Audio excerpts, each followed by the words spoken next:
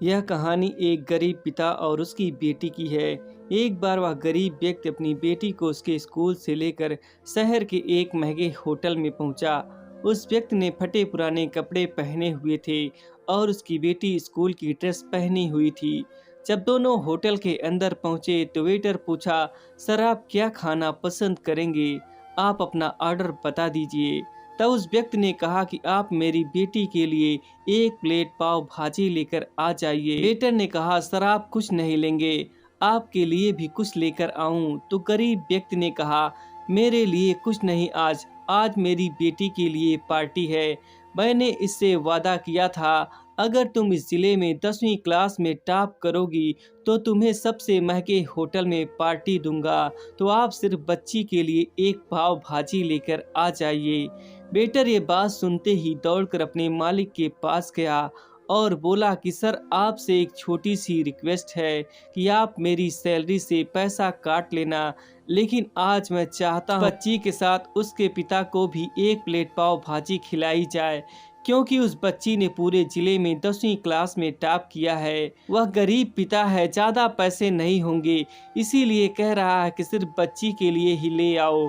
Hotel के मालिक ने जब ये बात सुनी तो वह मुस्कुराते हुए बोला, तुम उसके पिता के लिए भी पाव भाजी लेकर जाओ, उसके लिए भी लेकर जाओ, पैसे मत लेना, 4-5 पाव भाजी पैक करवा के ले जाओ और 2-3 किलो मिठाई भी लेकर जाओ और उनसे कहना कि पार्टी होटल की तरफ से है, आप ये मिठाई ले जाइए और जश्न मनाइए। जब वेटर 2 प्लेट पाव भाजी लेकर गया तो वह व्यक्ति चौंक गया और बोला, मैंने एक ही मंगाई थी, मेरे पास पैसे नहीं है।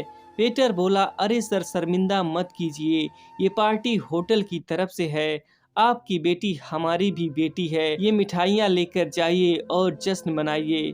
पिता और बेटी खुश हो गए और वहाँ से चले गए। कई साल बीत गए। उस गरीब पिता की लड़की अब यूपीएससी की तैयारी करके कलेक्टर बन चुकी थी और इत्तेफाक से उसी शहर में उसकी पोस्टिंग हो गई थी। उस लड़की ने उस होटल में सूचना पहुंचा दी कि मैं उस होटल में लंच करने के लिए आ रही हूं। होटल के मालिक ने जब ये सुना तो होटल को पूरी तरह से सजा दिया। गांव में ये बात पूरी तरह से फैल गई और कस्बे के सभी लोग उन्हें देखने के लिए आने लगे। कलेक्टर अपने पिता के साथ उस होटल में पहुंची। कलेक्टर ने होटल के मालिक से कहा कि शायद आप मुझे पहचान नहीं रहे हैं, हम वही पिता और पुत्री हैं जो कि हमारे 10वीं क्लास टॉप करने पर आपने मुझे पार्टी दी थी। हम वही पिता पुत्री हैं, आज फिर से यहाँ आए हैं और आज पार्टी हम आपको और आपके पूरे स्टाफ और साथ में पूरे गांव को देंगे, क्योंकि आपने गरीबी का सम्मान किया है। आपने उस दिन जो पार्टी दी थी, मुझे बताया था कि मुझे कितनी और ऊंचाई तक जाना है।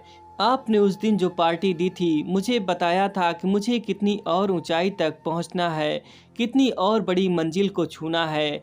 आपने एक नई प्रेरणा दी थी मुझे और आज मैं उसी प्रेरणा का एहसान चुकाने के लिए आई हूँ।